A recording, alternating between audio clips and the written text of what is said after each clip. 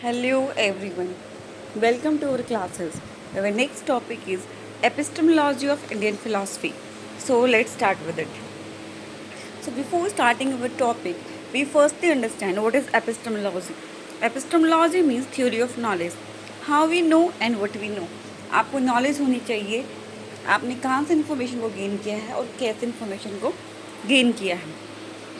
In Indian philosophy, epistemology is deeply rooted in logic, perception, and experience, and each school of thought has its own views on what count as valid knowledge and how it gained.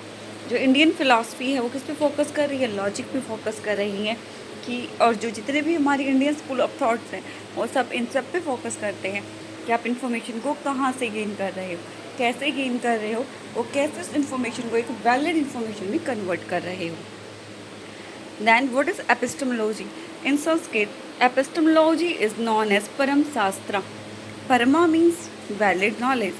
Param, correct or true knowledge. Pratyamar, the knower. Prameya, the object of knowledge.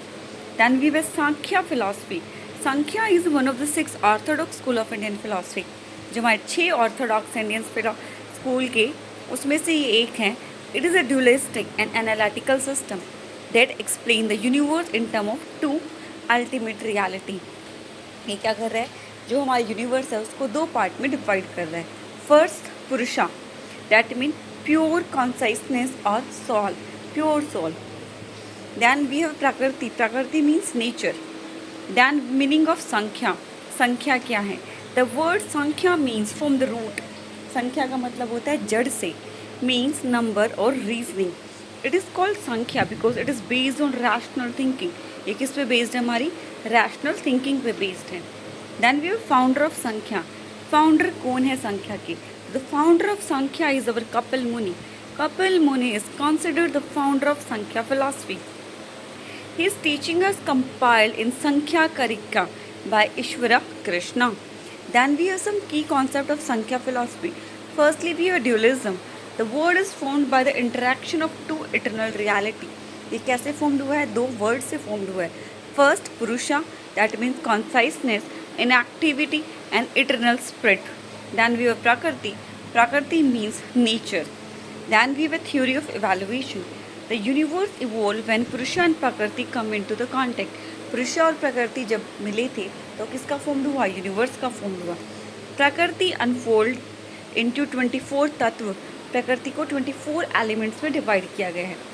बुद्धि, intellect, अहमा, ego, ममाज, mind, 5 sense organ, 5 organ of action, 5 subtle elements, 5 gross elements. These gross elements are earth, water, fire, air and ether.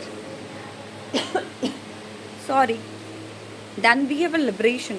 Liberation का मतलब होता है हर चीज़ से, जितने भी बंधन हैं उन सब से छुटकारा पाना. That means moksha. Suffering came from ignorance of the difference between Purusha and Prakriti. Liberation is achieved by discriminating knowledge. Then we have no God. Classical Sankhya is aesthetic. It does not believe in the creator of God. Classical philosophy क्या बोलती है कि भगवान में वो विश्वास नहीं करते हैं. It explain the word through natural cause and principle. वो कैसे एक्सप्लेन करते हैं वर्ड्स को, नेचुरल कोज एंड प्रिंसिपल्स के बेसिस पे. Then we have a relation to the yoga philosophy. Yoga is closely related to the Sankhya. Yoga that is regarding the Patanjali. और ये किसके रिगार्ड रिलेटेड है, हमारे संख्या से. Yoga adopted Sankhya metaphysics but adds belief in God and emphasize discipline. Contribution of Sankhya to the Indian thought. क्या contribution है वह संख्या का इंडियन थॉट्स में. One of the earliest philosophical system of India.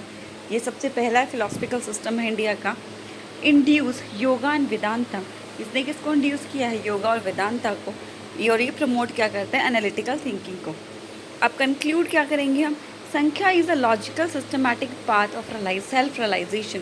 Self realization का क्या है, एक अल्टीमेट पाथ है. It teach that freedom come from the rituals और devotion.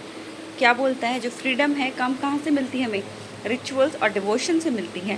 But from understanding the difference between self and nature. But हमें self और nature के बीच में अंतर का पता होना चाहिए. So, thank you so much and stay connected with us.